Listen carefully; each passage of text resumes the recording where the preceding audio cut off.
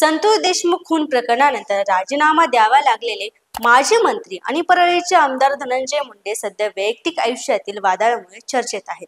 करुणा मुंडे आणि धनंजय मुंडे यांच्यातील संघर्ष दिवसेंदिवस वाढत चाललेला आहे. करुणा मुंडे या स्वतःला धनंजय मुंडे यांची पहिली पत्नी मानण्याचा दावा करत आहेत आणि त्यासाठी त्यांनी न्यायालयात लढा दिला आहे. 5 एप्रिल रोजी माझगाव कोर्टाने करुणा मुंडेंच्या बाजूने निर्णय दिला असून वांद्रे कौटुंबिक न्यायालयाने दिलेला 2 लाख रुपये पोटगीचा आदेश कायम ठेवला आहे.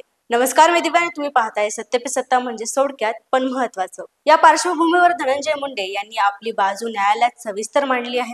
त्यांनी स्पष्ट केलं की 21 मार्च 2001 रोजी त्यांचा विवाह राजश्री मुंडे यांच्यासोबत झाला असून त्यांच्यापासून त्यांना 3 मुले आहेत. त्यानंतर 2012 ते 13 मध्ये विधान परिषदेवर आमदार झाल्यानंतर मुंबईत येणं जाणं वाढलं आणि त्याच दरम्यान करुणा शर्मा मुंडे यांच्या संपर्कात आल्याचं त्यांनी नमूद केलं. धनंजय मुंडे यांच्या मते करुणा यांना आधीच माहिती होतं की त्यांचं लग्न राजश्री सोबत झालेलं आहे, तरीही त्यांनी आपल्यासोबत रिलेशनशिप मध्ये राहण्याची तयारी दर्शवली.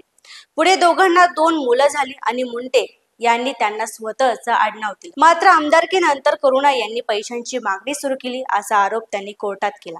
करुणा मुंडे यांनी कोर्टात सादर केलेल्या दस्तऐवजांमध्ये एक वसियतनामा आणि स्वीकृती पत्र आहे. या वसियतनाम्यात त्यांना पहिली पत्नी मान्य केल्याचा उल्लेख असून 2016 मध्ये ती नोटरी करण्यात आली होती. विशेष म्हणजे या दस्तऐवजांवर धनंजय मुंडे यांनी कोणताही आक्षेप घेतलेला नाही, त्यामुळे कोर्टाने ही कागदपत्र ग्राह्य धरली आहेत. कोर्टाने आपल्या निकालात स्पष्ट केलं आहे की करुणा मुंडे आणि धनंजय मुंडे यांच्यात नातं नक्कीच आहे, मात्र कायदेशीररित्या ते पती पत्नी आहेत का हे ठरवण्यासाठी योग्य न्यायिक फोरम मध्येच निर्णय घेणे आवश्यक आहे. परंतु करुणा मुंडेंना स्वतःचं उत्पन्न असलं तरी त्यांची जीवनशैली आणि सध्याची परिस्थिती पाहता त्यांना दरमहा 2 लाख रुपयांची पोटगी देणे आवश्यक असल्याचे कोर्टाने मान्य केले आहे. हा सगळा वाद राजकीय वर्तुळातही चर्चेचा विषय ठरत आहे.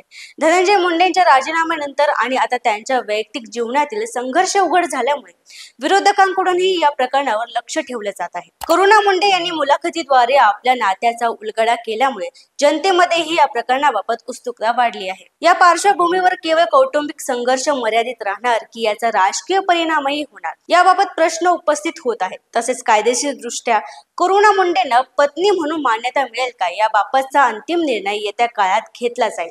अशाच महत्त्वाच्या घडामोडींसाठी पाहत राहा सत्य पे सत्ता म्हणजे थोडक्यात पण महत्वाचं आणि आमच्या चॅनलला सबस्क्राईब करायला विसरू नका.